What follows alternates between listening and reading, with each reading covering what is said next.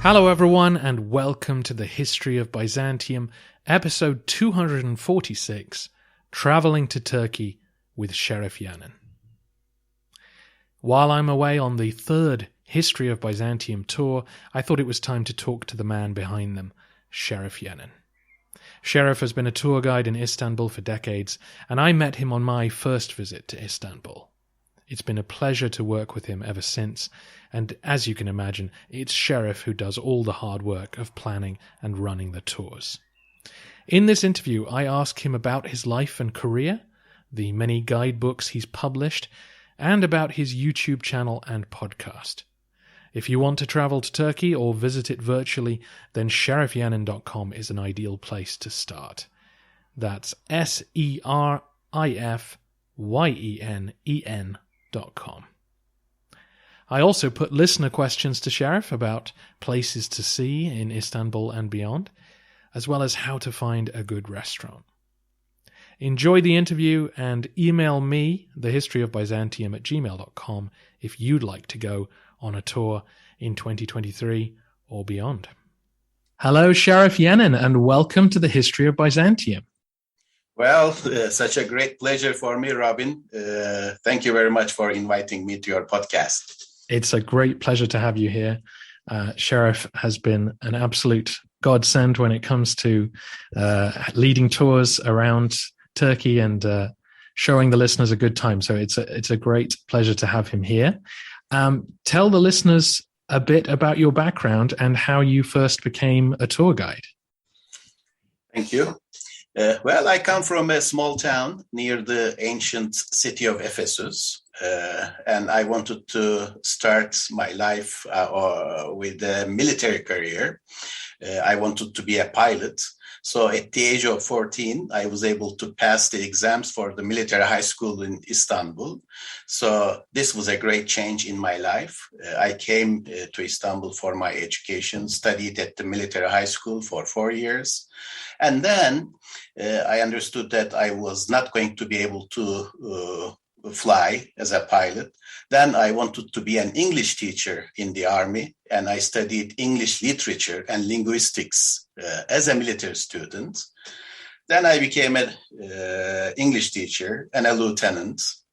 Well, altogether, after 12 years in the military forces, I decided to change my career. I quit, and then I became a tour guide. Ever since, I have been working as a tour guide. It has been more than 30 years now, and I still enjoy working as a tour guide. I can tell that by working with you, and you have great enthusiasm for your job. What would you say is the best part about being a tour guide? First of all, I feel very lucky to be in Turkey as a tour guide. Turkey, better than I do, of course, is such a rich history here and so much beauty is around. To share all this with especially foreign guests from all around is such a wonderful experience, such a wonderful feeling. And other than that, being a tour guide means meeting different people from different walks of life. And it is a very dynamic job. The next day is never the same. And you look at your own culture from different aspects together with your guests.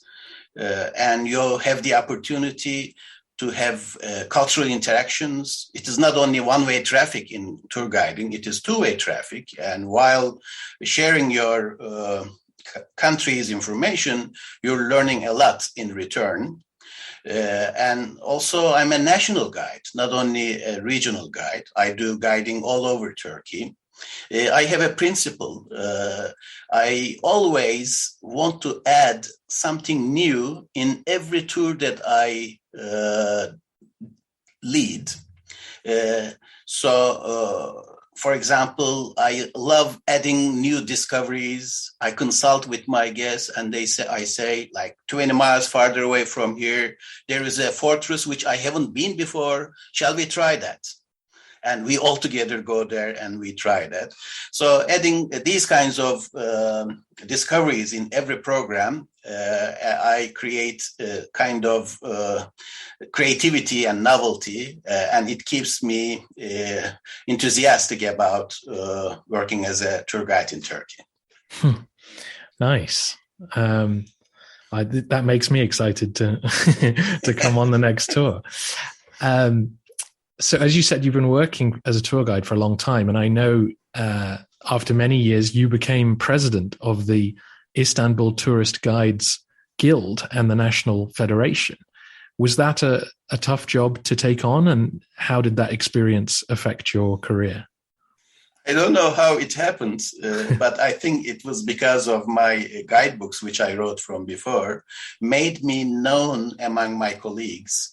So they encouraged me to run for this position one day. And I don't know, I found myself running for the elections one day. And then the first term, the second term, and the third term, altogether like 12, 13 years.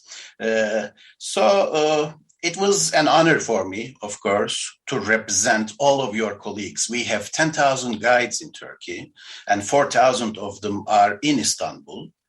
We also became a member of the World Federation of Tour Guide Associations. So I joined many international meetings. So we were learning from other countries. We were comparing ourselves with the colleagues from other countries. This was a great opportunity. And also as a representative of the tour guides in the travel industry, I was able to establish good relations with other colleagues or other travel industry representatives. And this gave me a lot of flexibility in my job, and I can reach many other people so easily. And it was an advantage in the end. Well, I spotted early on in looking at your website that while you were president of the guild, you were able to guide a couple of very famous people around Istanbul. Would you tell the listeners just a little bit about those experiences? Yeah, it was such an honor for me. Some of these celebrities fit in the time when I was the president of the organization, but some came later as well. For example, Pope Benedict XVI, or Oprah Winfrey, or Princess Michael of Kent, or Matt Lauer and Lester Holt from the Today Show, or Dr. Zahi Hawass from Egypt, a National Geographic personality. So it was such an honor for me, but it is not easy. You know, when you are touring with big names like these, it becomes a lot more stressful. But on the other hand, I have to admit that even after 30 years, still, if I have a tour the next day, I am nervous. I'm anxious. And I don't know what kind of guests I'm going to meet the next day. I don't know if I will be able to establish a good relation with them. I don't know if I will be able to satisfy them with the services that I will be presenting. So no matter who the guest is, it is always a VIP for me, and it makes me nervous enough. Very good. Well, I imagine when you had to guide the Pope, that was even more nerve-wracking. But people will have to come and meet you to ask you for more information about that. Let's turn to Byzantium and to some questions that listeners asked when I put out the call on social media. Obviously, you and your fellow tour guides have to deal with Byzantine history all the time, but could you tell the listeners about how the average person in Turkey thinks about Byzantium today? Do they learn about it, and do they see it as a part of a foreign past or as a part of Turkish heritage? Well, this is a wonderful question, and thank you for bringing this up. And there is no one fixed answer for this. There are different answers. First of all, we have to accept that it is not only about Byzantium. There were tens of other civilizations before the Turks in Anatolia. I mean, Turks, as you all know, came to Anatolia in 1071. And from then on, they started settling down here. Today, among the Turkish people, there is a big group of people, I don't know the percentage, who do not care about the earlier people of Anatolia. I mean, before 1071. No matter if it is the Hittites or if it is the Byzantines. They don't care. They only look for the Turkish history. It is true that Turks came from Central Asia, and this was in the 11th century. But when we came to Anatolia, we didn't kill everyone here. Instead, we mixed with the earlier people. Lots of our traditions derived from the earlier cultures of Anatolia. And even our look, we came with the Asian look, but now we are more Mediterranean-looking people. Why? It is because of the mix. Many traditions in the Ottoman palace came from the Byzantine traditions, for example. The food, the music, many other things. So how can you ignore that? We have to accept all of the earlier civilizations of Anatolia as richness in our culture. But unfortunately, not every people agree with that, agrees with that. And hopefully, like many people who are educated enough to appreciate the Byzantines, the Romans, the Hellenistic people, the Phrygian people, the Urartian people, the Hittite people, the Hatti people of the earlier centuries, more so that we treasure this altogether. Excellent. The listeners also wanted some recommendations from you. Is there a site in Istanbul that most people don't know about or don't go to see that you would recommend they do? Oh, this is also a very good question. So by having this question, rather than speaking about one place, if I may, I would like to tell more places. Because the average number of nights or days for a visitor in Istanbul is like only 3 days. So many people coming to Istanbul rush to the same places for these 2-3 days.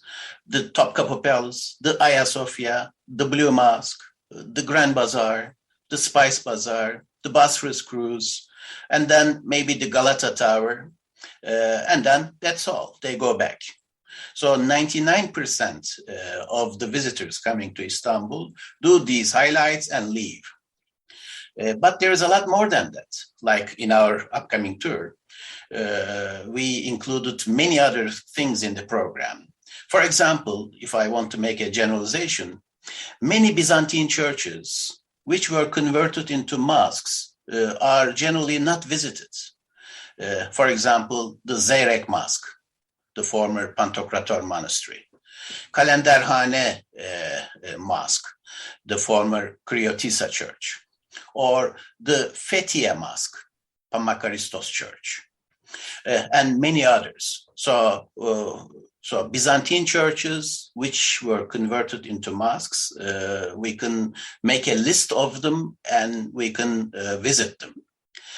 Just like this, speaking about mosques, people see the Blue Mosque and not even see the other most important mosque, the Süleymaniye, which was built by Sultan Süleyman the Magnificent from the 16th century.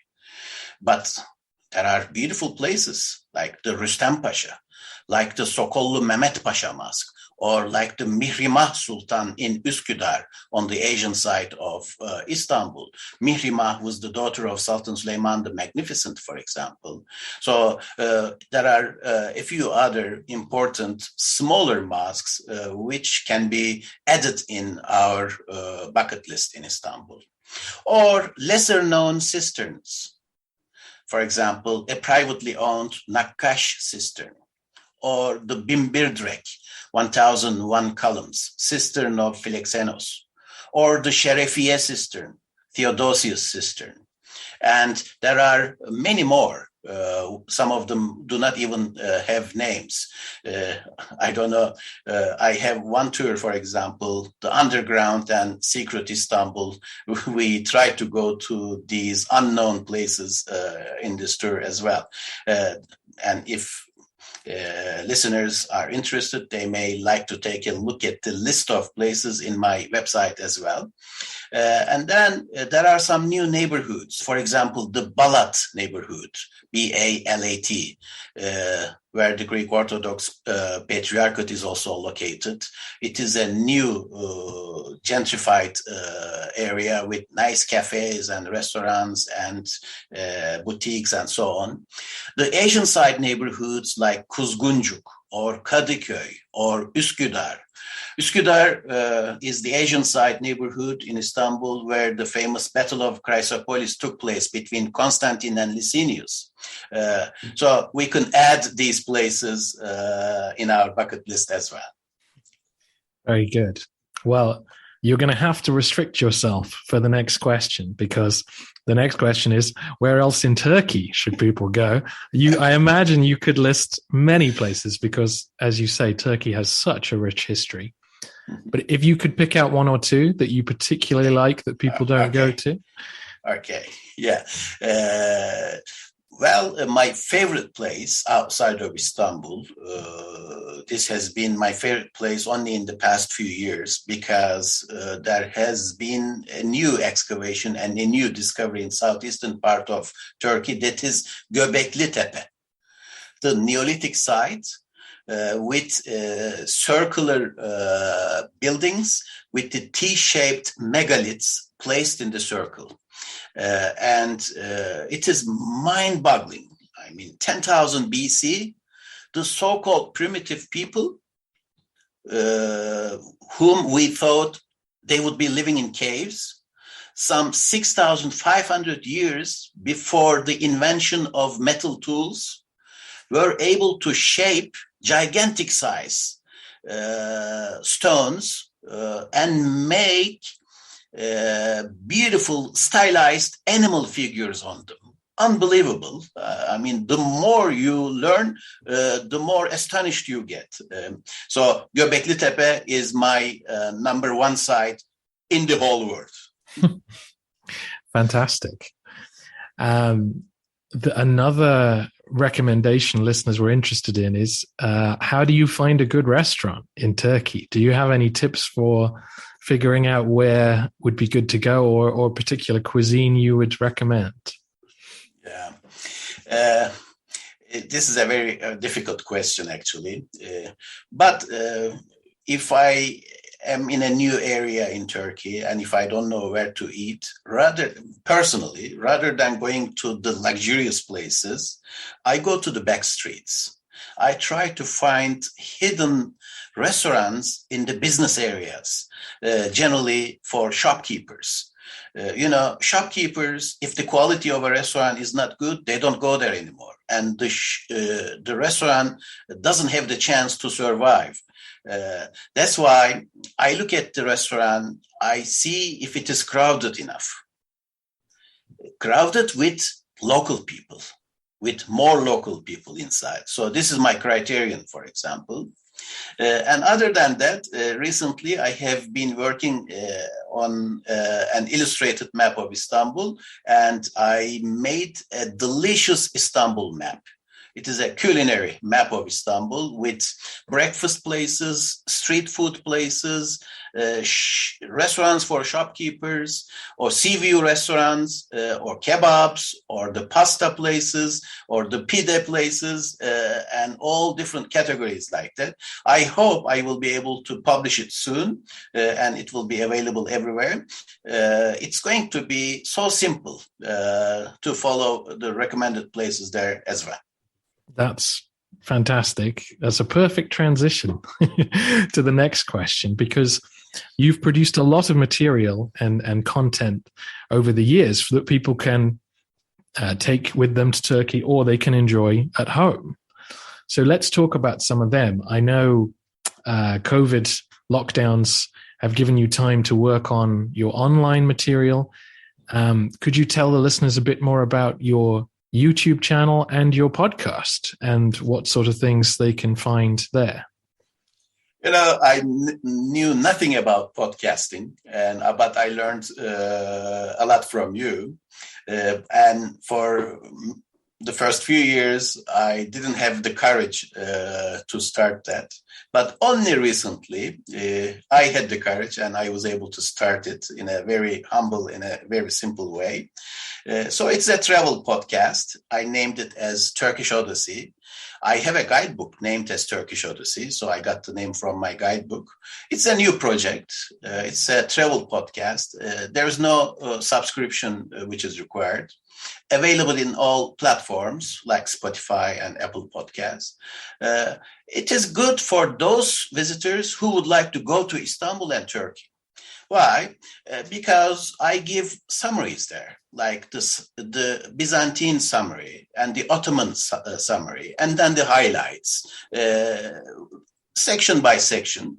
I have done so far like 5 episodes or so. So it is new, but little by little, it's getting better and better. It gives very precise, like one a day kind of information. So it may be useful for visitors who would like to come to Istanbul or Turkey. YouTube, I've been dealing with it for a long while, but with this COVID time, I started making some presentations online. And then I said, why not? I put some of these presentations on my YouTube channel. So I have a few different series in my YouTube channel. There are some videos in Turkish, some videos in English. I have a series named as Did You Know? So many interesting pieces of information about Anatolian history. So I try to put one topic every week, and I have been doing this regularly with no interruption, with no exception for more than a year now. One video, 1 minute video in Turkish and another video in English every week. Then I have virtual tours of places like the Hagia Sophia and Göbekli Tepe and so on. I have human history lectures. I have practical information videos. So YouTube, I have been spending more time for a longer period, let's say. Other than that, I'm also a very active social media user. Whatever I prepare for YouTube, I make it available in my other platforms like Instagram, Facebook, Twitter, or LinkedIn. So they are all available everywhere. If you just write Şerif Yenen in the Google search box, you come across with lots of results. Absolutely. And I thoroughly recommend your Kora Church and Hagia Sophia tours in English. If people won't be able to get to Istanbul, it's like you're there. You have great access to those places. So thank you. That's fantastic.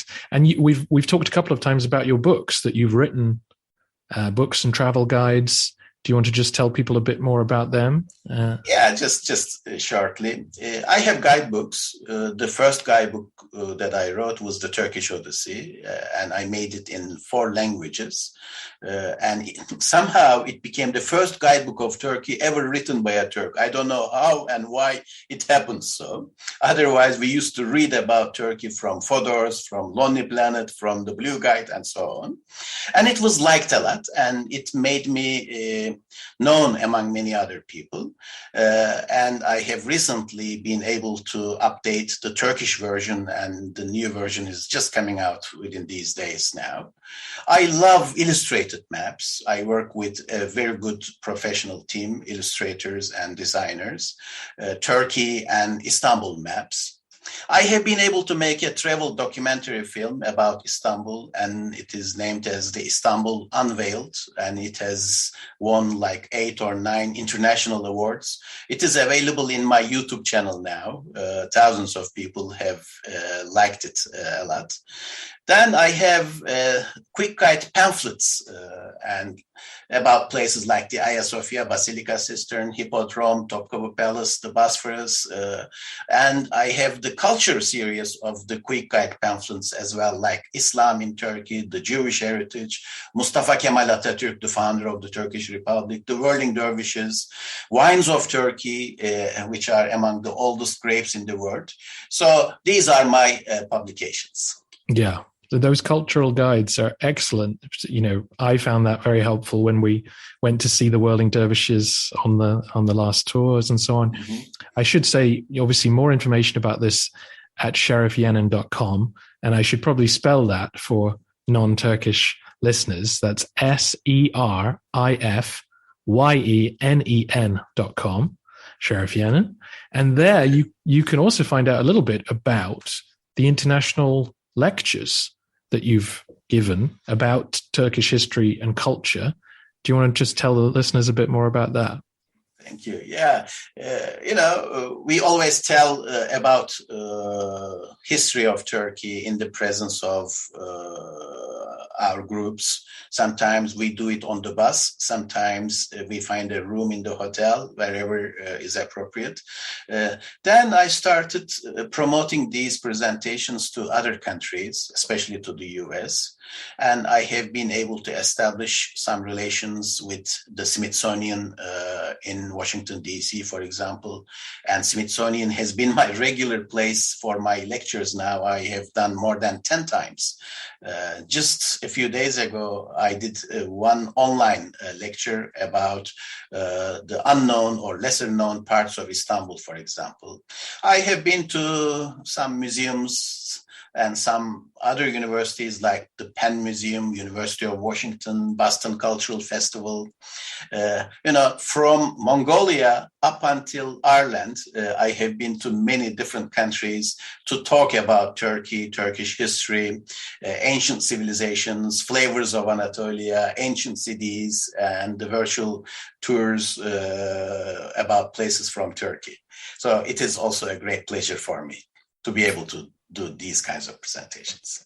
Fantastic. Well, there may be people listening who want to make use of your services, and I definitely recommend people check out sherifyenen.com or come on the History of Byzantium tour to meet Şerif in person and to see our double act as we take you around Byzantine and other Turkish sites. So Şerif, all I can say is thank you so much for all the work you've done, and thank you for coming on the podcast today.